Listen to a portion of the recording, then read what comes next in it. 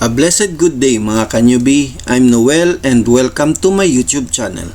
In today's video tutorial, I will share to you how to use slide zoom in PowerPoint for maximum visual impact.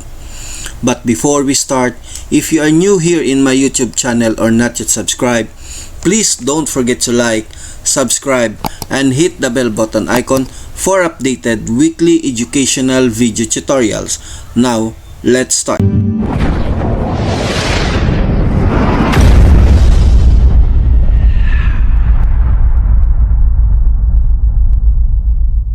Sa pamamagitan nitong slide zoom effects, mas napapaganda at nabibigyan buhay ang ating mga PowerPoint presentation.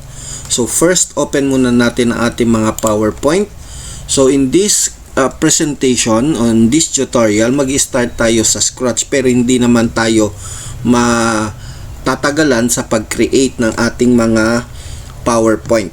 Okay, so first, umpisahan natin. Magki-create tayo, maglalagay tayo ng text natin dito sa pamamagitan ng text box. So, click lang natin ng insert, then text and text box. So, ito muna ang ating gagawin, text box. So, para mabilis tayo sa information sa text na nakalagay dyan, so, ilalagay ko lang ang standard or sample text na gawa ng Microsoft, which is si Lorem. Then, after that, i-resize ko lang siya. Let's say 32. Okay? Then, lalagyan natin ng title bawat slide. So, this slide, ang unang slide, lalagyan ko siya. Nag-insert ako. Then, text and under text, word art ang gagamitin ko. Then, pipili lang ako ng word art. And after that, ilalagay ko lang siya dito sa taas. And my title is slide 1. Slide number 1. So, the title is, for example, this is the event. Okay, if you want to resize the slide size, no, or the text size, punta kayo sa home and palitan nyo lang siya from 54, let's say, dito sa 60 mapupunta. Next slide, or gusto natin kulayan, this will be, ang text natin ay magko-color ng red. Yan. Then, duplicate lang natin para hindi na tayo magta-type nitong lorem natin. Ang gagawin na lang natin dito is the title. So, palitan natin itong title number or slide number 1 to slide number 2. Then, the title will be the pattern. Okay, then palitan din natin ng kulay. Let's say, this will be blue. And duplicate natin ulit ito. Slide number 2 to slide number 3. Then palitan natin yung number 2 into number 3. Then the title will be structure. Okay, sample lang. Then color will be what color? Let's say color green. Okay. And the slide number 4, palitan lang natin yung slide number 3 to 4. Then the title is, for example, the models. Okay, so for example lang itong apat para sa lahat. No, if you have more than 4 slides, okay lang ho yan. But in this presentation, para mas hindi tayo tatagal, gagamit lang tayo ng 4 na slides. Okay, next. After nyan, ang usually ginagawa natin, pag nagsa-slide show tayo, ito na ang presentation natin. So, balik ako muna sa 1. Ulitin ko siya, slide show. Then, next slide, kiklik nyo lang siya. Then, another next slide. Then, number 4, next slide. Oops, nalimutan natin palitan ng kulay yung slide number 4. Anyway, hindi pa naman tayo tapos. So, let's change the color from green to let's say this one. Okay, next, para mas mapaganda ang ating slide, no, ang ating presentation, gagamitan natin siya ng slide zoom. Paano ba siya lalagyan ng slide zoom? Okay, so balik tayo sa slide number 1, then right click natin, or let's create a new slide dito sa home, slide new, and let's create a blank slide. Then after that, yung blank slide natin, dalhin natin siya doon sa unang-una. So, first slide will be the blank. Second will be the slide number 1. third slide number 2, fourth slide number 3, and fifth slide is the slide number 4. Dito sa slide 1, dito natin gagawin yung parang pinaka main menu natin. Parang naka-menu options tayo dito na kung saan ito yung magmamaniobra sa lahat ng slide nyo. Okay, next step natin, nandito tayo, click nyo ang slide 1, then punta tayo sa insert. Then dito sa insert, makikita nyo itong zoom. Kung hindi nyo ito makikita dito sa zoom, dito sa insert nyo, punta kayo dito sa taas, and this customize quick access tool, i-click nyo lang po yan, then baba kayo sa more commands, then after more commands, piliin nyo itong customize ribbon. After the customize ribbon, punta tayo dito sa choose commands from, then piliin nyo ho yung all commands. Then baba po tayo, punta po tayo doon sa pinakababaan, dito po yung zoom. Okay, tatlo po yan. Dalawa yung magnifying, tapos yung isa yung ganito yung logo niya.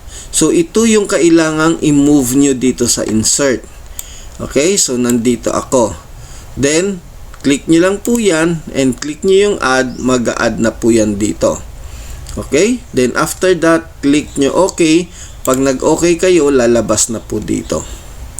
Now, ano ang gagawin natin? So, nakaselect dapat itong slide 1, yung blank slide natin.